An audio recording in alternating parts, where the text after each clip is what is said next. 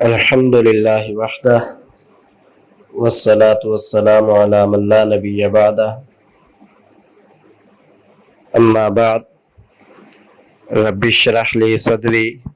ویسر لی امری واحلل عقدۃ من لسانی یفقہوا قولی رب زدنی علما رب زدنی فہما رب اعوذ بک من ہمزات الشیاطین واعوذ بک ربی ان یحضرون۔ حفاظت حدیث سے متعلق آج ہمارا یہ تیسرا لیکچر ہے۔ پہلا لیکچر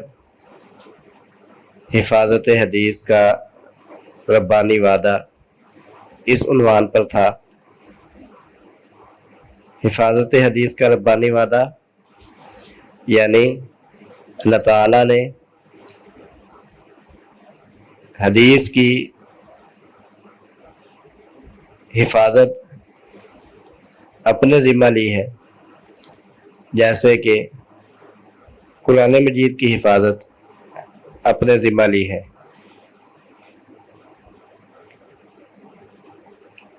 اللہ رب العالمین نے حدیث کو اسی طرح محفوظ بنایا ہے جیسے قرآن مجید کو محفوظ رکھا۔ یہاں بعض ذہنوں میں یہ اشکال پیدا ہو سکتا ہے، کیسے ممکن ہے کہ ایک آدمی اس کی ہر بات، اس کا ہر فعل صدیوں بیت جانے کے باوجود وہ اسی طرح محفوظ ہو۔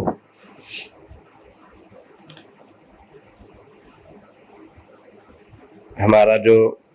دوسرا لیکچر تھا وہ اسی اشکال کے ازالہ کے لیے تھا کہ جو آدمی محدثین نے جس قدر روایت لینے میں، روایت بیان کرنے میں اور حدیث کی حفاظت میں جس قدر محنت سے کام لیا اور جس قدر احتیاط سے کام لیا، جو شخص اس سے آگاہ نہیں، اس سے واقف نہیں، یقیناً اس کے ذہن میں یہ اشکال آ سکتا ہے۔ جو اصول حدیث کی دقیق مباحث سے اور باریک بینیوں سے واقف نہیں ہے، اس کے ذہن میں یہ اشکال آ سکتا ہے۔ لیکن جو شخص یہ جانتا ہو کہ محدثین وہ حفاظت حدیث کی خاطر کس قدر محنت کرتے تھے اور روایت لینے میں اور روایت بیان کرنے میں کس قدر احتیاط سے کام لیتے تھے اور اصول حدیث میں کس قدر دقت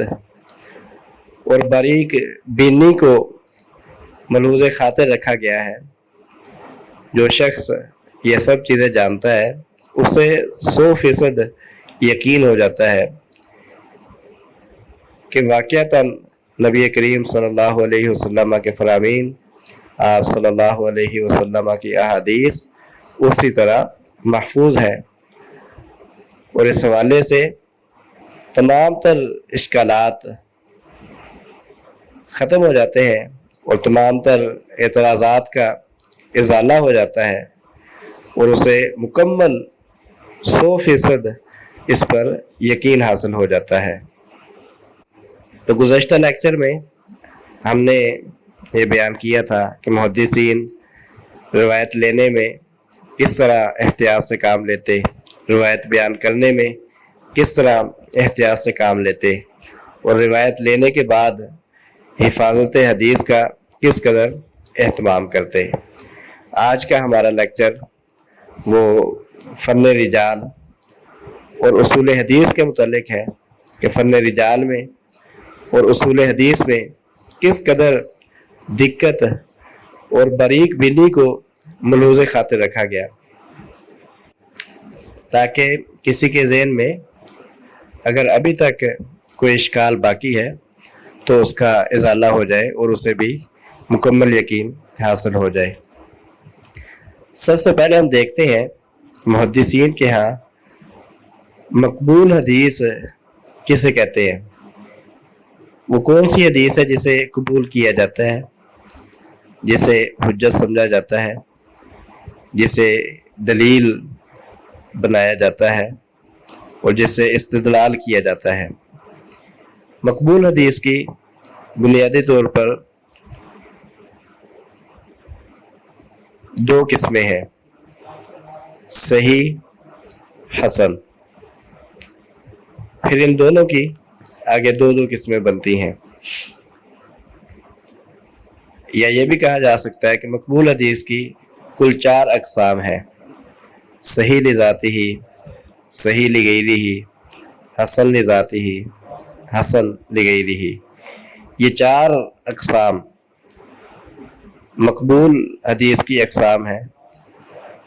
ان چاروں قسموں کو دلیل اور حجت بنایا جاتا ہے اور ان سے استدلال درست ہوتا ہے۔ صحیح لذاتہ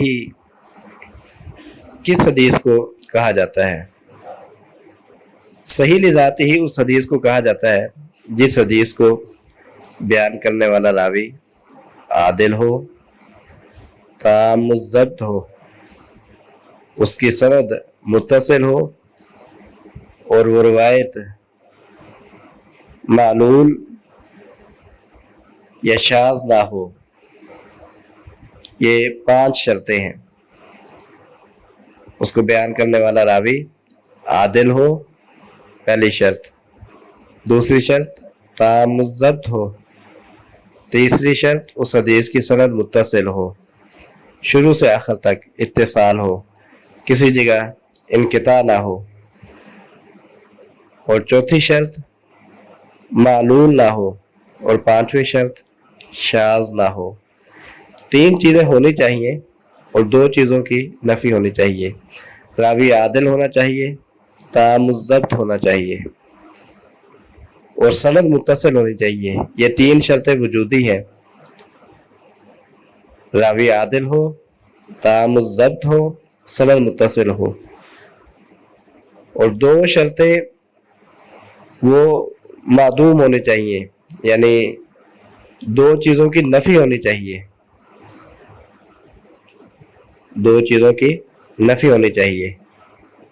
ایک ان میں سے یہ ہے کہ روایت معلول نہ ہو، دوسری یہ ہے کہ روایت شاذ نہ ہو۔ یہ جو روایت ہے یہ صحیح لذاتی ہی ہے، جس میں یہ 5 شرطیں پوری ہوں، 3 چیزوں کا وجود ہو اور 2 چیزوں کی نفی ہو۔ ایسی روایت کو صحیح لذاتی ہی کہتے ہیں۔ اور اگر راوی عادل ہو، تام الضبط نہ ہو، یعنی ضبط کچھ کمزور ہو، سند متصل ہو، روایت معلول نہ ہو، شاذ نہ ہو، تو اسے حسن کہتے ہیں، حسن لذاتی ہی۔ صحیح لذاتی ہی اور حسن لذاتی ہی میں صرف یہ فرق ہے کہ صحیح لذاتی ہی کا جو راوی ہوتا ہے وہ تام الضبط ہوتا ہے، اسے بیان کرنے والے راوی تام الضبط ہوتے ہیں، ضبط مکمل ہوتا ہے۔ اور حسن لذاتی ہی کے جو راوی ہوتے ہیں ان کا ضبط نسبتاً کم ہوتا ہے۔ یہ نہیں ہے کہ بالکل ضبط کمزور ہوتا ہے، بلکہ نسبتاً کم ہوتا ہے، ہوتے یہ بھی ضابط ہے، ضبط ہوتا ہے، اچھا ضبط ہوتا ہے، لیکن نسبتاً کم ہوتا ہے۔ پر کہ تام الضبط ہو تو پھر ایسے راویوں کی حدیث کو صحیح لذاتی ہی کہا جاتا ہے، اور اگر نسبتاً ضبط کچھ کم ہو تو ایسے راویوں کی حدیث کو حسن لذاتی ہی کہا جاتا ہے۔ حسن لذاتی ہی اگر اس کی مزید سندیں مل جائیں جو متابع اور شاہد بننے کے قابل ہو تو حسن لذاتی ہی اپنی ان مزید سندوں کے ساتھ صحیح لغیرہ ہی بن جاتی ہے۔ حسن لذاتی ہی اگر اس کی کوئی مزید سندیں مل جائیں جو تابع اور شاہد بننے کے قابل ہوں تو یہی روایت صحیح لغیری ہی بن جاتی ہے۔ اور اگر راوی حدیث کو بیان کرنے والا کمزور ہو لیکن سخت ضعیف نہ ہو اور ایسی متعدد اسانید مل جائیں کہ جن میں سے ہر سند کے اندر راوی کچھ کمزور ہو لیکن سخت ضعیف نہ ہو، تو یہ مختلف سندیں مل کر روایت حسن لغیری ہی کے درجہ تک پہنچ جاتی ہے۔ بہرکیف اس میں تفصیل ہے، کچھ شرائط وغیرہ ہیں، ان شرائط کے ساتھ روایت وہ متعدد سندیں مل کر حسن لغیری ہی کے درجے تک پہنچ جاتی ہے۔ تو اس طرح یہ کل 4 قسمیں ہوئیں، صحیح لذاتی ہی، صحیح لغیری ہی، حسن لذاتی ہی، حسن لغیری ہی۔ ان چاروں قسموں کو مقبول حدیث کہا جاتا ہے۔ یہ مقبول حدیث کی 4 اقسام ہیں۔ آئیے اب ہم دیکھتے ہیں کہ مقبول حدیث کی تعریف میں جو چیزیں ذکر کی گئی ہیں، جن شرائط کو مد نظر رکھا گیا ہے، ان کی تفصیل کیا ہے۔ سب سے پہلی شرط کہ اس حدیث کو بیان کرنے والا راوی عادل ہو۔ اس حدیث کو بیان کرنے والا راوی عادل ہو۔ عادل راوی کسے کہتے ہیں؟ هو المسلم البالغ العاقل السالم من اسباب الفسق وخوارم المروءة، ایسا مسلمان شخص جو بالغ ہو، عاقل ہو اور اسباب فسق اور خوارم المروءہ سے سالم ہو، محفوظ ہو۔ 5 شرطیں اس میں بیان کی گئی ہیں۔ وہ مسلمان ہونا چاہیے، بالغ ہونا چاہیے، عقل مند ہونا چاہیے، اسباب فسق گناہ کے کاموں سے اور خوارم المروءہ سے محفوظ ہونا چاہیے، سالم ہونا چاہیے۔ ان تمام شرائط کا اصل مقصد یہ ہے کہ وہ بندہ قابل اعتماد ہونا چاہیے۔ ظاہر بات ہے جو گناہ گار ہے اور ایسے کاموں میں مبتلا ہے جو تہذیب کے منافی ہے، ایسے شخص پر اعتماد کرنا مشکل ہے۔ ایسے ہی جو بے دین شخص ہے اس پر اعتماد کرنا مشکل ہے۔ کیوں؟ وہ قابل اعتماد ہوتا نہیں ہے۔ جب وہ قابل اعتماد نہیں ہوتا تو اس پر اعتماد کرنا مشکل ہے۔ تو ان شرائط کا اصل مقصد اور بنیاد وہ یہ ہے کہ ان شرائط کے پورا ہونے کے ساتھ بندہ قابل اعتماد ہوتا ہے۔ تو عادل ہو یعنی وہ اس معیار پر ہو کہ اس پر اعتماد کیا جا سکے، غلط بیانی کرنے والا نہ ہو، جھوٹ بولنے والا نہ ہو، کسی کی بات میں کمی بیشی کرنے والا نہ ہو۔ یہ ساری چیزیں اس میں جب موجود ہوں گی تو پھر ایسے شخص کو کہا جائے گا کہ یہ عادل ہے، جو کسی صورت جھوٹ نہ بولتا ہو، جس سے زندگی میں عام معاملات کے اندر جھوٹ ثابت ہو جائے، محدثین اس کی روایت کو کبھی قبول نہیں کرتے۔ حدیث میں جھوٹ ثابت ہو جائے یہ تو بہت بڑی بات ہے۔ ایسے شخص کو ویسے کذاب کہا جاتا ہے اور اس کی بیان کردہ روایت کو موضوع من گھڑت کہتے ہیں۔ عام معاملات میں جو نبی صلی اللہ علیہ وسلم کے فرامین میں اس سے جھوٹ ثابت نہ ہو، عام گفتگو میں، عام معاملات میں کسی عام شخص سے بات کرتے ہوئے، کسی سے معاملہ کرتے ہوئے، کسی سے لین دین کرتے ہوئے اگر اس سے جھوٹ ثابت ہو جاتا ہے تو ایسے شخص کو متہم بالکذب کہا جاتا ہے، اور ایسے شخص کی روایت کو محدثین کسی صورت قبول نہیں کرتے۔ تو راوی عادل ہو مطلب مکمل طور پر قابل اعتماد ہو، اس سے کسی صورت جھوٹ کا خطرہ نہ ہو، غلط بیانی کا خطرہ نہ ہو،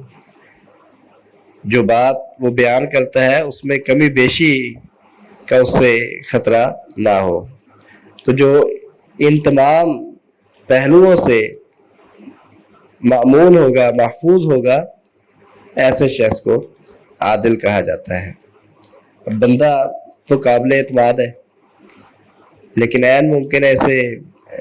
صحیح بات یاد نہ رہتی ہو، یعنی وہ جان بوجھ کر قصداً ارادتاً جھوٹ نہیں بولتا، غلط بیانی نہیں کرتا، کوئی کمی بیشی نہیں کرتا، لیکن ضبط کمزور ہے، اسے بات یاد ہی نہیں رہتی، اس سے غلطی ہو جاتی ہے، تو ایسے شخص کی روایت کو بھی محدثین قبول نہیں کرتے۔ اس لیے شرط لگا دی وہ تام الضبط ہونا چاہیے، اس کا ضبط پورا ہونا چاہیے، جو سنے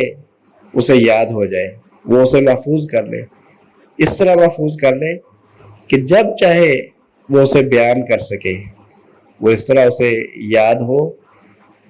اس پر اتنا اسے استحضار ہو کہ جب چاہے وہ اسے بیان کر سکتا ہو، اسے بیان کرنے میں کسی قسم کی دقت کا سامنا نہ ہو۔ ایسے شخص کو تام الضبط کہا جاتا ہے، اور ایسے شخص کی روایت کو محدثین قبول کرتے ہیں۔ تام الضبط اگر نسبتاً ضبط کچھ کم بھی ہو، لیکن اتنا کم نہ ہو کہ اس کی بات پر اعتماد کرنا ممکن نہ رہے۔ اگر تو اتنا ضبط کم ہوگا تو وہ راوی ضعیف ہو جائے گا، پھر اس کی روایت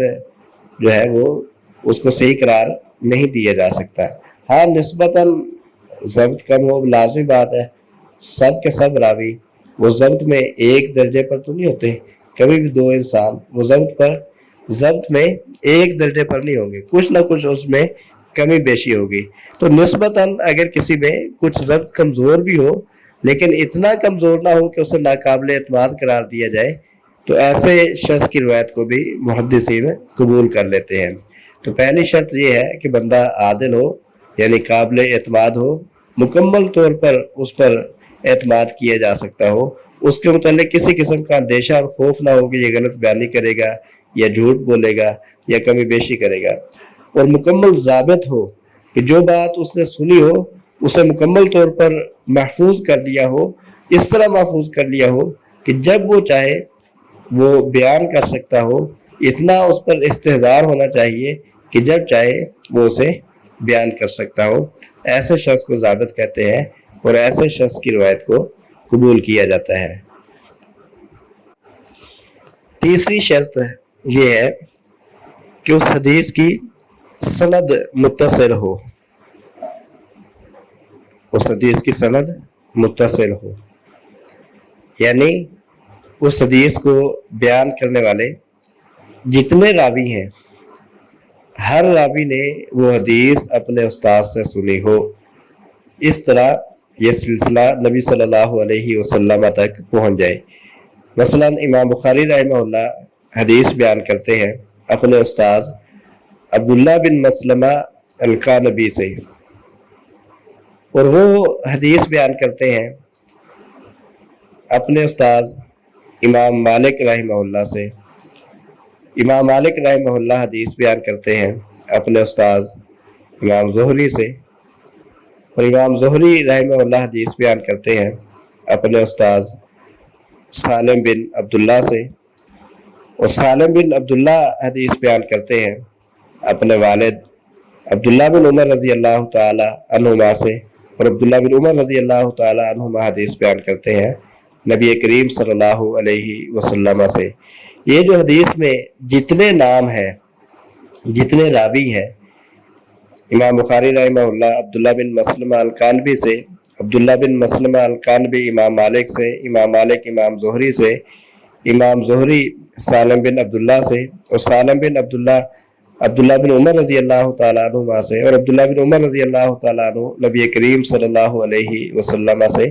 یہ جتنے نام ہیں سند متصل ہونے کا مطلب یہ ہے کہ ان میں سے ہر ایک نے وہ بات اپنے استاد سے سنی ہو. کہ امام بخاری رحمہ اللہ نے یہ حدیث اپنے استاد عبداللہ بن مسلمہ القانبی سے سنی ہو. اگر امام بخاری رحمہ اللہ نے خود اپنے کانوں سے یہ حدیث عبداللہ بن مسلمہ القانبی رحمہ اللہ سے نہ سنی ہو تو پھر یہ سند متصل نہیں رہے گی. اسی طرح عبداللہ بن مسلمہ القانبی رحمہ اللہ نے یہ حدیث خود اپنے کانوں سے امام مالک رحمہ اللہ سے سنی ہو. اگر عبداللہ بن مسلمہ القانبی نے یہ حدیث اپنے استاد خود اپنے استاد امام مالک رحمہ اللہ سے نہیں سنی تو یہ سند متصل نہیں رہے گی. اسی طرح اوپر امام مالک رحمہ اللہ نے یہ حدیث اپنے استاد امام زہری رحمہ اللہ سے خود اپنے کانوں سے سنی ہو. اگر انہوں نے سنی نہ ہو تو یہ سند متصل نہیں رہے گی. اور امام زہری رحمہ اللہ نے اپنے استاد سالم بن عبداللہ سے سنی ہو اور سالم بن عبداللہ رحمہ اللہ نے یہ حدیث اپنے والد عبداللہ بن عمر رضی اللہ تعالیٰ عنہ سے سنی ہو تو پھر اس سند کو متصل کہیں گے, پھر اس کو قبول کیا جائے گا. اب دیکھیں یہ جتنے راوی ہیں امام بخاری رحمہ اللہ سے لے کر نبی کریم صلی اللہ علیہ وسلم تک, یہ سب کے سب عادل ہونے چاہیے, قابل اعتماد ہونے چاہیے. ان میں کسی ایک کے متعلق ذرہ برابر جھوٹ کا اندیشہ اور خطرہ نہ ہو کہ وہ جھوٹ بول سکتا ہے یا غلط بیانی کر سکتا ہے یا روایت نقل کرنے میں کوئی کمی بیشی کر سکتا ہے. اور یہ تمام راوی شروع سے آخر تک ضبط میں بات کو یاد رکھنے میں اس معیار پر ہو کہ ان پر مکمل اعتماد کیا جا سکے, عادل بھی ہو, تام الضبط بھی ہو, اور یہ سلسلہ شروع سے لے کر محدث سے لے کر آخر تک اسی طرح ہو, اور ہر راوی نے وہ حدیث اپنے استاد سے سنی ہو تو پھر کہتے ہیں کہ یہ سند کیا ہے, متصل ہے. تو یہ تین شرطیں ہو گئی ہیں کہ راوی عادل ہونا چاہیے, تام الضبط ہونا چاہیے یعنی ضبط میں اس معیار پر ہونا چاہیے کہ اس کی بات پر اعتماد کیا جا سکے, اور سند متصل ہونی چاہیے یعنی یہ معیار شروع سے لے کر محدث سے لے کر ابتدا سے لے کر آخر تک اسی طرح ہونا چاہیے. تو یہ تین شرطیں پوری ہونی چاہیے, تین چیزیں موجود ہونی چاہیے اور دو چیزیں ان کی نفی ہونی چاہیے, دو چیزوں کی نفی ہونی چاہیے. وہ دو چیزیں کون سی ہیں جن کی نفی ہونی چاہیے؟ وہ ہے کہ روایت شاذ نہ ہو, معلول نہ ہو. معلول, معلل, معل یہ سب لفظ استعمال ہوتے ہیں. زیادہ ان میں لغت کے اعتبار سے اصح اور افصح وہ معل ہے. برکیف معلل لفظ بھی استعمال ہوتا ہے اور معلول لفظ بھی اس کے لیے استعمال کیا جاتا ہے. تو وہ روایت شاذ نہ ہو اور معلول نہ ہو. شاذ روایت کسے کہتے ہیں؟ دیکھیں ہم نے پیچھے یہ بات سنی کہ راوی عادل ہو, قابل اعتماد ہو, ضابط ہو, جو چیز سنے اسے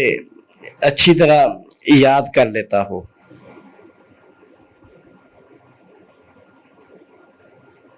لیکن بحیثیت انسان پھر بھی انسان سے خطا کا امکان باقی رہتا ہے. بندہ انتہائی قابل اعتماد ہے, جو بات سنے مکمل طور پر یاد کر لیتا ہے, لیکن کبھی نہ کبھی بحیثیت انسان اسے وہم ہو سکتا ہے، اسے غلطی لگ سکتی ہے۔ یہ جو ایک احتمال ہے، محدثین کرام رحمہم اللہ انہوں نے اس سے تغافل نہیں برتا، وہ اس سے غافل نہیں رہے،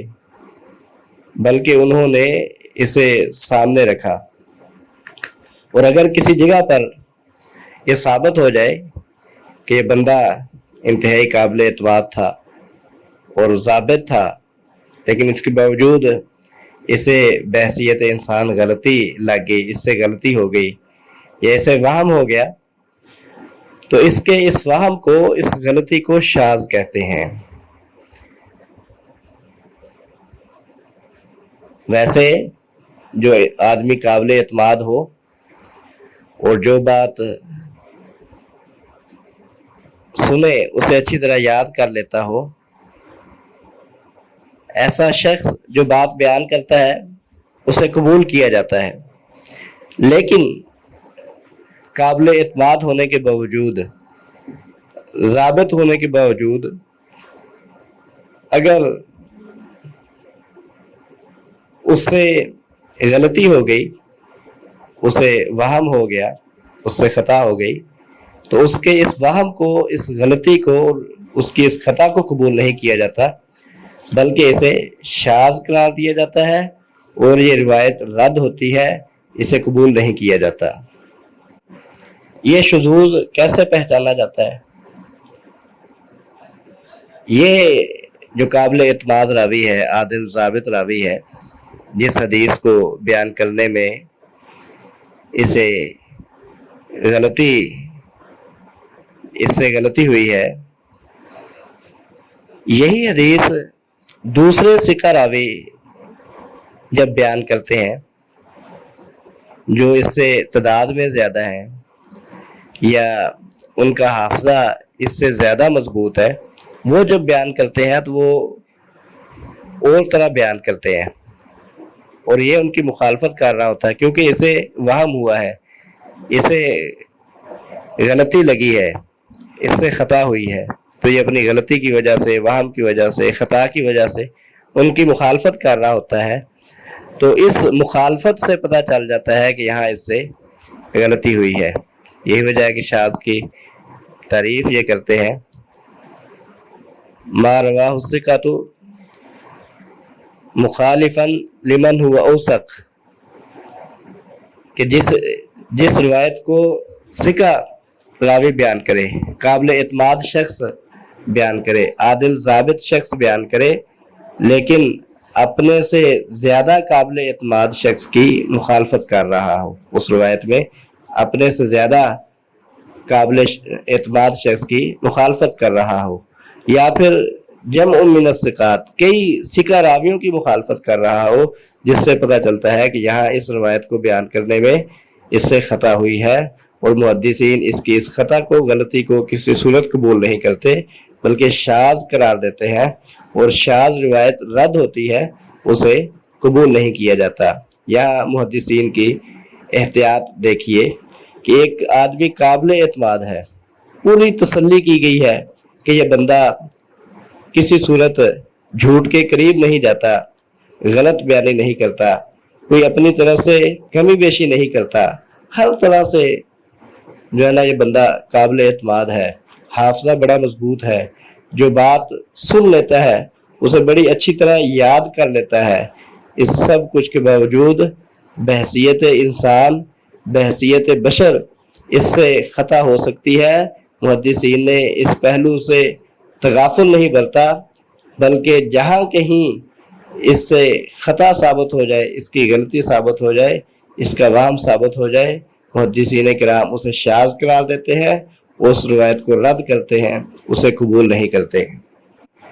اور معلول روایت کسے کہتے ہیں؟ ایسی روایت جس میں کوئی خفیہ علت ہو، کوئی خفیہ عیب پایا جاتا ہو، جس کی وجہ سے روایت ضعیف قرار پائے۔ آپ نے یہ چیز دیکھی ہوگی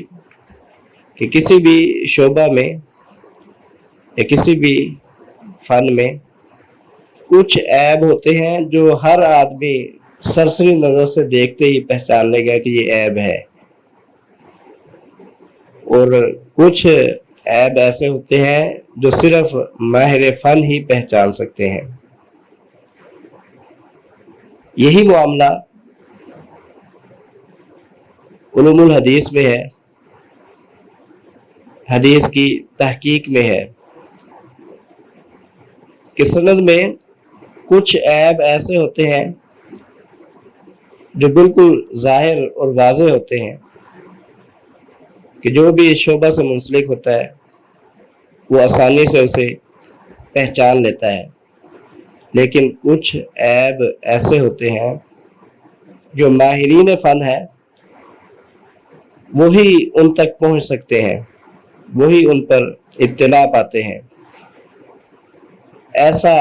مخفی عیب، ایسی خفیہ علت جس سے روایت ضعیف قرار پائے اور جو اتنی مخفی ہو اور اتنی خفیہ ہو کہ صرف ماہرین فن ہی اس پر مطلع ہو سکتے ہوں، جس روایت میں ایسا عیب پایا جائے اس روایت کو معل کہتے ہیں یا معلل کہتے ہیں یا معلول کہتے ہیں۔ تو صحیح حدیث یعنی مقبول حدیث، جس حدیث کو محدثین قبول کرتے ہیں اور جس سے حجت پکڑتے ہیں اور جس سے استدلال کرتے ہیں، اس حدیث میں جو 5 شرطیں ہیں کہ اس حدیث کو بیان کرنے والا راوی عادل ہونا چاہیے، ضابط ہونا چاہیے، اس کی سند شروع سے آخر تک متصل ہونی چاہیے، اور وہ روایت شاذ نہیں ہونی چاہیے، اور معلول معل نہیں ہونی چاہیے۔ وہ روایت شاذ نہ ہو اور وہ روایت معلول نہ ہو، معل نہ ہو، یعنی اس میں کوئی ایسا عیب بھی موجود نہ ہو جو انتہائی خفیہ ہو، جو انتہائی مخفی ہو، جسے صرف ماہرین فن ہی پہچان سکتے ہو، ایسا عیب بھی موجود نہ ہو، پھر جا کر اس روایت کو قبول کیا جاتا ہے۔ یہاں سے روایت کے قبول کرنے کے متعلق محدثین جس قدر احتیاط کرتے تھے اس کا بخوبی اندازہ ہو رہا ہے۔ محدثین کرام روایت کو قبول کرنے میں کس قدر احتیاط سے کام لیتے، اس کا اندازہ آپ اس بات سے لگائیں کہ ضعیف روایت، جو روایت رد ہوتی ہے، جسے قبول نہیں کیا جاتا، اس کی اقسام میں سے ایک قسم ہے مرسل خفی اور ایک قسم ہے مدلس۔ ضعیف حدیث کی اقسام میں سے ایک قسم مرسل خفی ہے اور دوسری قسم مدلس ہے۔ یہ دونوں اتصال کی شرط مفقود ہونے کی وجہ سے ضعیف قرار پاتی ہیں۔ چونکہ ان میں انقطاع کا احتمال موجود ہوتا ہے، تو انقطاع کے احتمال کی وجہ سے یہ روایات ضعیف قرار پاتی ہیں۔ مرسل خفی اس روایت کو کہا جاتا ہے کہ ایک راوی اپنے معاصر ہم عصر شیخ سے روایت بیان کرے اور ان کی ملاقات ثابت نہ ہو، اور وہ صیغہ ایسا استعمال کرے جس میں احتمال ہو، یہ بھی احتمال ہو کہ ممکن ہے اس نے خود یہ روایت سنی ہو، اور یہ بھی احتمال ہو کہ ممکن ہے خود سنی نہ ہو بلکہ یہ ایک واسطہ سے سنی ہو۔ اب بیان کرنے والا شخص وہ بھی قابل اعتماد ہوتا ہے، جس کا نام وہ لے رہا ہے وہ بھی قابل اعتماد ہوتا ہے، دونوں کا زمانہ بھی ایک ہوتا ہے۔ اس کے باوجود یہ روایت ضعیف ہوتی ہے کیونکہ اس میں انقطاع کا احتمال ہوتا ہے۔ اسی طرح مدلس روایت جس روایت میں تدلیس ہو۔ تدلیس کی معروف 3 قسمیں ہیں: تدلیس الاسناد اور تدلیس التسویہ اور تدلیس الشیوخ۔ تدلیس الاسناد میں یہ ہوتا ہے کہ راوی اپنے شیخ سے بیان کرتا ہے، یعنی جس سے باقاعدہ اس کی ملاقات ثابت ہوتی ہے یا اس سے سماع ثابت ہوتا ہے، باقاعدہ اس نے کئی احادیث اس سے سنی ہوتی ہیں، اس سے وہ روایت بیان کرتا ہے جو اس نے خود نہیں سنی ہوتی، ڈائریکٹ نہیں سنی ہوتی، بلکہ کسی واسطے کے ساتھ وہ روایت اسے اس شیخ سے ملی ہوتی ہے۔ تو اگر وہ واسطہ ذکر کیے بغیر اپنے شیخ کے نام سے وہ روایت بیان کر دیتا ہے تو اسے تدلیس کہتے ہیں۔ یہ بندہ بھی قابل اعتماد ہے جو بیان کرنے والا ہے، اوپر جس شیخ کا نام لے رہا ہے وہ بھی قابل اعتماد ہے، اور بعض اوقات اس سے اچھی خاصی روایات یعنی کثیر تعداد میں روایات اس نے سنی بھی ہوتی ہے۔ یہ جو روایت بیان کر رہا ہے یہ روایت ڈائریکٹ اس سے سنی نہیں ہے، کسی واسطہ سے سنی ہے، لیکن یہ واسطہ کا ذکر نہیں کرتا اور صیغہ احتمال والا ذکر کرتا ہے ان وغیرہ، کہ جس میں یہ بھی احتمال ہوتا ہے کہ ممکن ہے اس نے خود یہ روایت سنی ہو، اور یہ بھی احتمال ہوتا ہے کہ ممکن ہے کسی واسطہ سے سنی ہو۔ یہ دونوں احتمال اس میں موجود ہوتے ہیں۔ اس عمل کو تدلیس کہا جاتا ہے، راوی کا اپنے شیخ سے یا جس سے اس کی ملاقات ثابت ہے اس سے وہ روایت بیان کرنا جو اس نے خود نہ سنی ہو، واسطہ ذکر کیے بغیر اس سے روایت بیان کرنا، اور درمیان میں احتمال والا صیغہ استعمال کرنا کہ جس میں یہ ایہام ہو کہ جو ہے نا اس نے ممکن ہے خود روایت سنی ہو، اس کو تدلیس کہا جاتا ہے۔ ایسی روایت تدلیس کے وجہ سے اتصال نہ ہونے کی وجہ سے، یعنی انقطاع کے احتمال کی وجہ سے، کہ اس میں احتمال ہوتا ہے کہ ممکن ہے کہ یہ روایت انہوں نے واسطہ سے سنی ہو، کسی واسطہ کے ذریعے سنی ہو، اور وہ واسطہ کی جو ہے نا جو آدمی درمیان میں ہے وہ سکہ ہے یا نہیں، تو اس احتمال کی وجہ سے یہ روایت ضعیف ہوتی ہے۔ یہاں سے بھی محدثین کی آپ احتیاط کا اندازہ لگائیں کہ اس راوی نے اس جس کا وہ نام لے رہا ہے اس سے اس کی ملاقات ثابت ہوتی ہے، اور عموماً اس سے کئی روایات اس نے باقاعدہ سنی ہوتی ہیں، اس کے باوجود اگر کوئی ایسی روایت اس سے بیان کرتا ہے جو اس نے خود اس سے سنی نہیں ہے، کسی واسطہ کے ساتھ سنی ہوتی ہے، اور وہ واسطہ کو ذکر نہیں کرتا اور وہ واسطہ معلوم بھی نہ ہو سکے، تو ایسی صورت میں محدثین اس روایت کو بھی رد کرتے ہیں، اس روایت کو قبول نہیں کرتے۔ اور جو راوی یہ عمل کرتا ہے ایسے راوی کو مدلس کہا جاتا ہے۔ یہ جو تدلیس کی صورت بیان کی گئی ہے یہ تدلیس الاسناد ہے،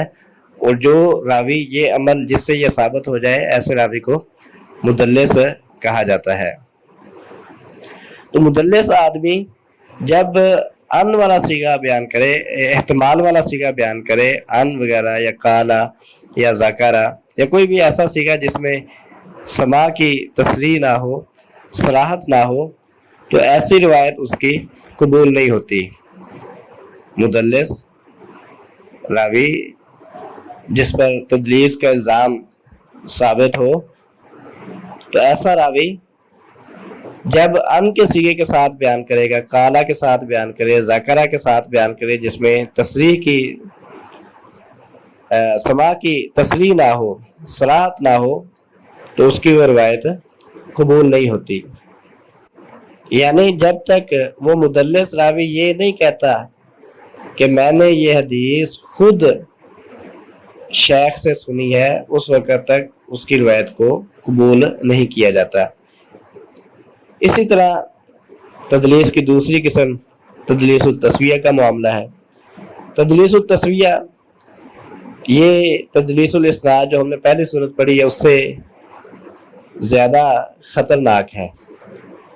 یہ ہے تدلیس التسویہ، کہتے ہیں کہ مدلس راوی وہ اپنے شیخ سے تو تصریح بالسماع کرے، لیکن اوپر دو ثقہ راوی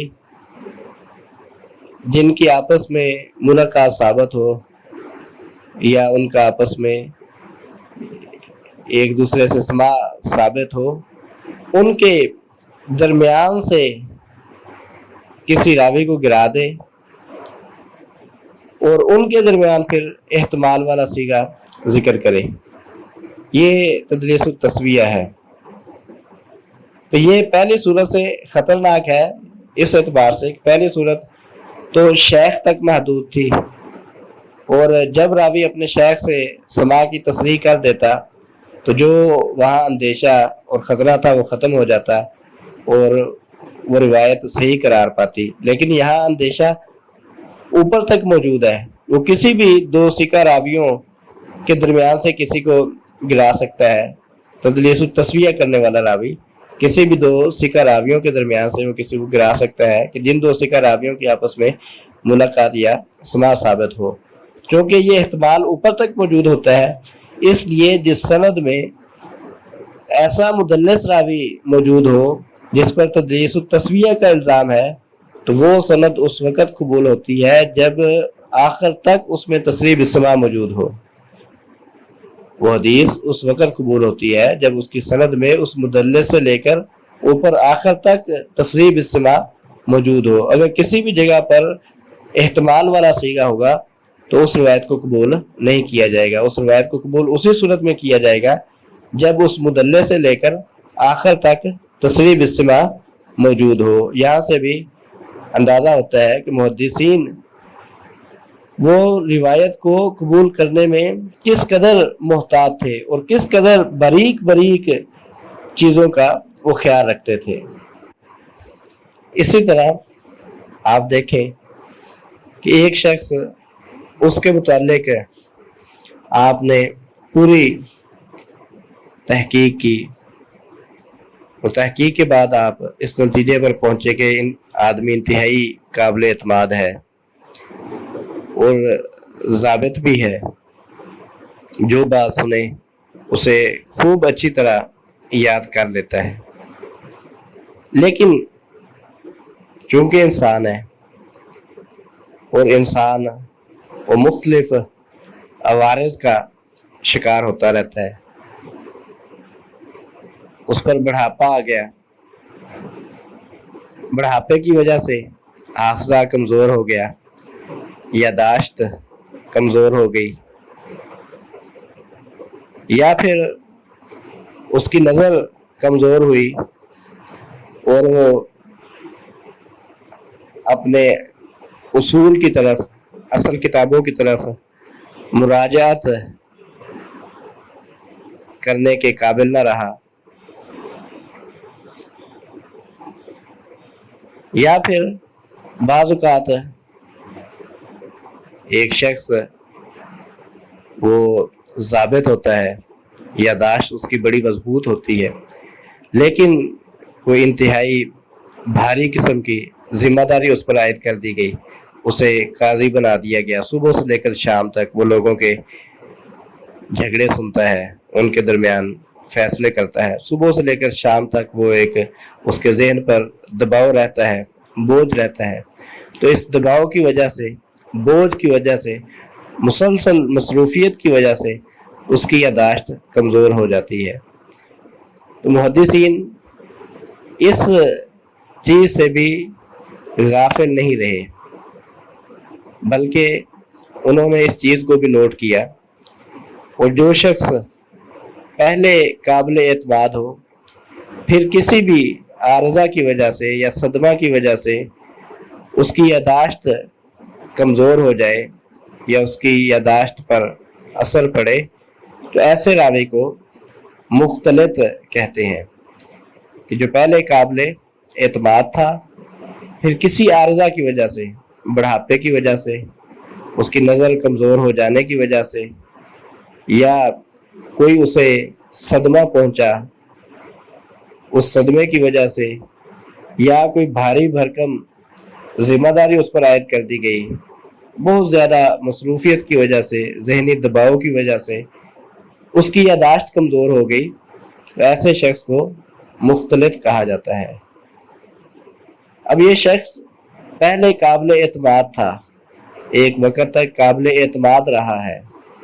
اور پھر اس کے بعد اس کی یادداشت کمزور ہوئی ہے، تو محدثین کرام رحمہم اللہ وہ اس چیز کو مد نظر رکھتے ہیں۔ ایسے راوی سے جو لوگ اختلاط سے پہلے اس کی یادداشت کمزور ہونے سے پہلے جنہوں نے اس سے احادیث سنی، ان کی احادیث کو قبول کرتے ہیں، اور جنہوں نے اختلاط کے بعد سنی، وہاں محدثین کرام دیکھتے ہیں کہ کیا اس کا کوئی تابع شاہد موجود ہے، کیا کوئی دوسرا قابل اعتماد شخص اس روایت کو اسی طرح بیان کرتا ہے۔ اگر تو کوئی دوسرا اس کا شاہد وغیرہ مل جائے، اس کا کوئی مطابع مل جائے جس میں اسی طرح وہ روایت بیان کی گئی ہو، تو یہ دلیل ہوتی ہے کہ یہاں اختلاط کی وجہ سے، یادداشت کی کمزوری کی وجہ سے روایت میں کوئی خلل پیدا نہیں ہوا، تو وہاں اس روایت کو قبول کر لیا جاتا ہے، وگرنہ اس کی اختلاط کے بعد، یادداشت کے کمزور ہو جانے کے بعد کی جو روایت ہے، محدثین کرام اس روایت کو قبول نہیں کرتے۔ یہاں محدثین کرام کے احتیاط کا آپ اندازہ لگائیں، ایک راوی انتہائی قابل اعتماد ہے، وہ قصداً جان بوجھ کر وہ جھوٹ کے قریب بھی نہیں جاتا، غلط بیانی نہیں کرتا، اور اس کا حافظہ بھی مضبوط تھا، لیکن بعد میں کسی عارضہ کی وجہ سے اس کی یادداشت کمزور ہو گئی، تو ایسے راوی کو محدثین مختلط کہتے ہیں، اور اس کی وہ روایات قبول کرتے ہیں جو اس نے اختلاط سے پہلے بیان کی ہوں۔ جن راویوں نے اس کی یادداشت کمزور ہونے سے پہلے اس سے احادیث سنی، اس سے احادیث سن کر یاد کی، ان کی روایات کو تو محدثین قبول کرتے ہیں، اور جن راویوں نے اس کی یادداشت کمزور ہونے کے بعد اس سے احادیث لی ہے، محدثین کرام رحمہ اللہ دیکھتے ہیں یہی روایات جب دوسرے ثقہ راوی بیان کرتے ہیں، اگر تو یہ ان کی موافقت کر رہا ہو، پھر قبول کر لیتے ہیں، کیونکہ ایسی صورت میں یادداشت کے کمزور ہونے کی وجہ سے ان روایات میں خلل پیدا نہیں ہوا ہوتا، محدثین کرام اس صورت میں وہ روایت قبول کر لیتے ہیں، وگرنہ مختلط کی وہ روایت جو اس نے یادداشت کے کمزور ہونے کے بعد بیان کی ہو، اس روایت کو محدثین کرام قبول نہیں کرتے۔ اسی طرح آپ دیکھیں کہ ایک راوی آپ نے تحقیق کی، وہ بڑا قابل اعتماد شخص ہے، لیکن ایسا شخص بعض اوقات کسی ایسے علاقے میں جاتا ہے جہاں اس کے پاس حدیث کو محفوظ کرنے کا کوئی انتظام نہیں ہے، یا وہ اس علاقے میں جب جاتا ہے اس وقت وہ کسی ذہنی طور پر پریشانی کا شکار ہوتا ہے، یہ کوئی بھی ایسی وجہ بنتی ہے کہ جس وجہ سے وہ اس علاقے میں جتنی دیر رہتا ہے وہاں کے محدثین سے جو اس نے احادیث سنی ہوتی ہے وہ اچھے طریقہ سے اسے یاد نہیں کر پاتا۔ اس کی کوئی بھی وجہ ہو سکتی ہے، وہاں اس کے پاس حدیث کو محفوظ کرنے کے جو اسباب اور وسائل، مثلا قلم وغیرہ، لکھنے کے لیے اوراق وغیرہ، اگر وہ لکھ کر یاد کرتا تھا تو یہ چیزیں وہاں اس کے پاس موجود نہیں تھی، یا پھر وہ ذہنی طور پر کسی پریشانی کا شکار تھا، یا اسے کوئی قریب میں صدمہ پہنچا تھا جس کی وجہ سے وہ اس علاقے میں جب گیا تو وہاں کے محدثین کی احادیث کو صحیح طرح یاد نہیں کر پایا۔ یہ بعض اوقات وہ ایک علاقے سے گزر رہا ہوتا ہے، وہاں کے محدثین کا اس قدر اسے تعارف نہیں ہوتا، وہ ان کی اہمیت سے اور ان کے مقام مرتبے سے واقف نہیں ہوتا، تو ان کی احادیث پر اتنی وہ توجہ نہیں دیتا جس طرح اسے توجہ دینی چاہیے تھی۔ لیکن اس کے علاوہ باقی محدثین سے جب وہ روایت بیان کرتا ہے تو وہاں وہ مکمل احتیاط کے ساتھ اور پورے ضبط کے ساتھ بیان کرتا ہے۔ یہ جو ایک علاقے میں اس سے کوتاہی ہوئی ہے، محدثین کرام اس سے بھی غافل نہیں رہے، بلکہ وہ صراحت کر دیتے ہیں کہ یہ راوی ثقہ ہے، قابل اعتماد ہے، ہاں جب فلاں علاقے والوں سے یہ بیان کرے تو پھر اس کی روایت وہ قبول نہیں ہوتی۔ اسی طرح بعض اوقات کسی علاقے والے کسی محدث کے مقام مرتبے سے واقف نہیں ہوتے، اس محدث کا اس علاقے سے گزر ہوتا ہے تو وہ وہاں کچھ احادیث بیان کرتا ہے، لیکن اس علاقے والے چونکہ اس کے مقام مرتبے سے واقف نہیں ہوتے تو بعض اوقات اسے وہ اہمیت نہیں دیتے جو اسے اہمیت دینی چاہیے، اور اس کی احادیث کو اتنی توجہ کے ساتھ نہیں سنتے جتنی توجہ کے ساتھ اس کی احادیث کو سننا چاہیے، تو نتیجہ تاً وہ اس کی احادیث کو صحیح طرح یاد نہیں کر پاتے۔ محدثین کرام اس سے بھی غافل نہیں رہے، وہ صراحت کر دیتے ہیں کہ یہ راوی ثقہ ہے، قابل اعتماد ہے، ہاں جب فلاں علاقے والے اس سے بیان کرتے ہیں نا تو پھر اس کی روایت میں خلل ہوتا ہے، فلاں علاقے والے جب اس سے بیان کرتے ہیں تو پھر اس کی روایت میں خلل ہوتا ہے۔ ایسے ہی بعض اوقات راوی کا کسی شیخ کے متعلق بھی یہی معاملہ ہوتا ہے، کوئی راوی قابل اعتماد ہوتا ہے لیکن کسی بھی وجہ سے وہ کسی خاص محدث کی احادیث کو صحیح طرح یاد نہ کر پایا یا یاد نہ رکھ سکا، کوئی بھی اس کی وجہ ہو سکتی ہے، باقی جتنی روایات وہ بیان کرتا ہے، جتنے شیوخ سے بیان کرتا ہے اس کی روایات صحیح ہوتی ہیں، لیکن کسی ایک شیخ کی وہ روایات اچھے طریقے سے یاد نہیں رکھ پایا تو محدثین کرام اس کی بھی صراحت کرتے ہیں کہ یہ راوی قابل اعتماد ہے، ہاں جب فلاں شیخ سے بیان کرے تو پھر اس کی روایت میں خلل ہوتا ہے، وہ روایت قبول نہیں ہوتی۔ اور بعض اوقات یہی معاملہ شاگرد کے ساتھ ہوتا ہے کہ اس سے جتنے بیان کرنے والے ہوتے ہیں وہ سب اس کی احادیث کو اچھی طرح سنتے ہیں، یاد کرتے ہیں، لیکن بعض اوقات کوئی خاص شخص ایسا ہوتا ہے جو ثقہ تو ہوتا ہے، قابل اعتماد ہوتا ہے، لیکن وہ اس خاص شیخ کی روایات کو صحیح طرح یاد نہیں کر سکتا کسی بھی وجہ سے، محدثین اس کی بھی صراحت کر دیتے ہیں۔ اسے تضعیف مقید کہا جاتا ہے، یعنی ویسے تو راوی قابل اعتماد ہے لیکن یہ فلاں شہر والوں سے بیان کرے یا فلاں شیخ سے بیان کرے تو پھر اس کی روایت میں خلل ہوتا ہے، یعنی اس شہر کی قید کے ساتھ یا اس شیخ کی قید کے ساتھ اس شیخ کے ساتھ مقید کر کے اسے ضعیف قرار دیا جا رہا ہے۔ باقی مشائخ سے اور باقی علاقے والوں سے جب یہ بیان کرتا ہے تو اس وقت یہ قابل اعتماد ہے۔ یہاں سے بھی آپ اندازہ لگائیں کہ محدثین کرام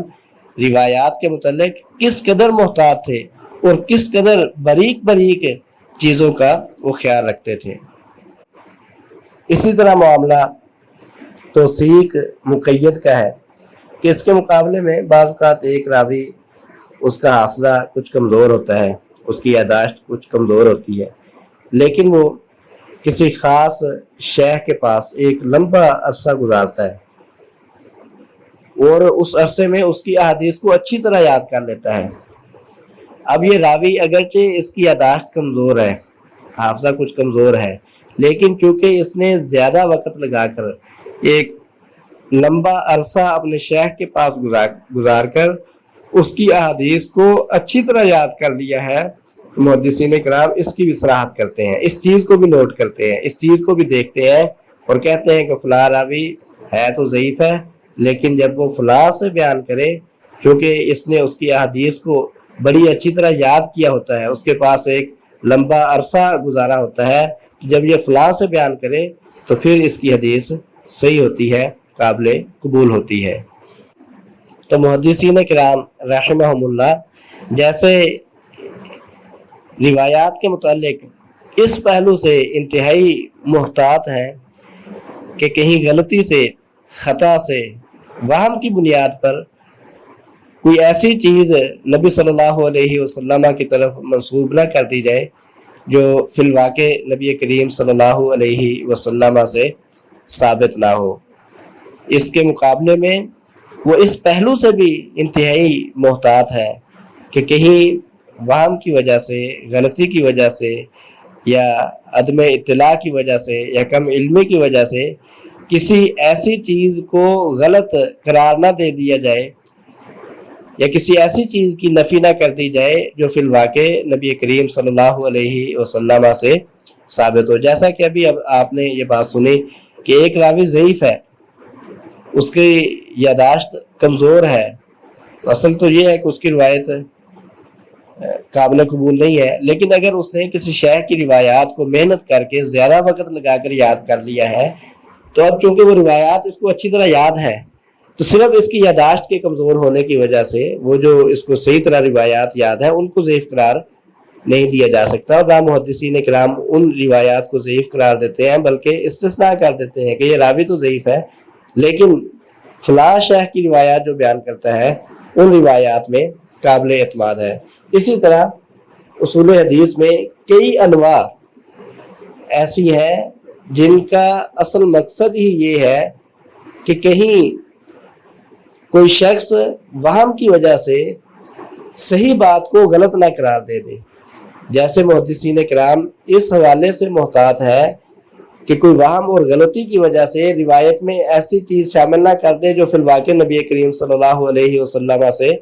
ثابت نہ ہو۔ تو محدثین اس پہلو سے بھی محتاط ہے کہ کوئی وہم کی وجہ سے، غلطی کی وجہ سے صحیح چیز کو جو واقعتاً نبی کریم صلی اللہ علیہ وسلم سے ثابت ہو،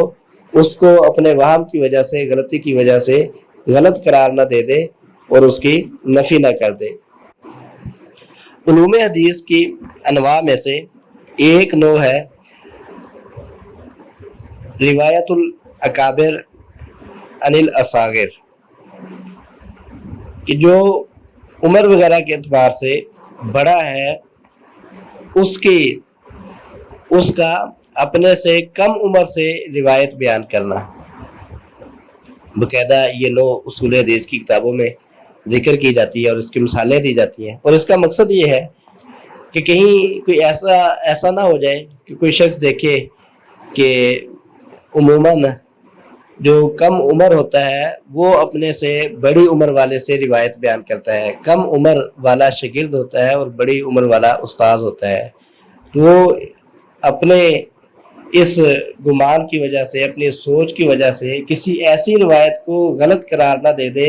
جس میں بڑی عمر والا چھوٹی عمر والے سے بیان کر رہا ہو۔ روایت الاکابر عن الاصاغر یعنی بڑی عمر والا، جو بڑی عمر والے چھوٹی عمر والوں سے روایات بیان کرتے ہیں۔ تو یہ نوع صرف اس لیے بیان کی جاتی ہے کہ جو علم حدیث سے منسلک شخص ہے اس کے ذہن میں یہ پہلو ہونا چاہیے کہ اگرچہ عموماً ایسا ہی ہوتا ہے کہ کم عمر وہ بڑی عمر والے سے بیان کر رہا ہوتا ہے، لیکن بعض اوقات ایسے بھی ہو جاتا ہے کہ بڑی عمر والا وہ چھوٹی عمر والے سے بیان کر رہا ہوتا ہے۔ تو اگر کسی جگہ پر سند میں ایسی صورت نظر آ جائے کہ بڑی عمر والا چھوٹی عمر والے سے بیان کر رہا ہو،